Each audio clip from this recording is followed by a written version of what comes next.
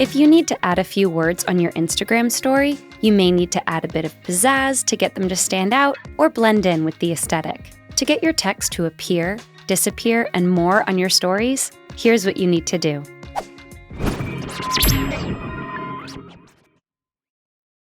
To start, launch your Instagram app.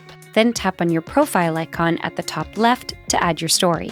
Add a photo or background and create your story like you usually would. When you want to add text, tap on the text icon at the top right and type in your text. To make it appear and disappear, tap on the animation icon at the top right. A preview of your text animation will start to play.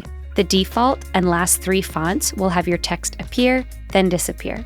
That being said, feel free to tap through the other few fonts to see their displayed effects if you're not satisfied. Once you are satisfied with how your text turns out, tap on Done. Then tap and drag your text into position and finish editing your story. Once everything's set, feel free to post your story. Your text will appear as previewed.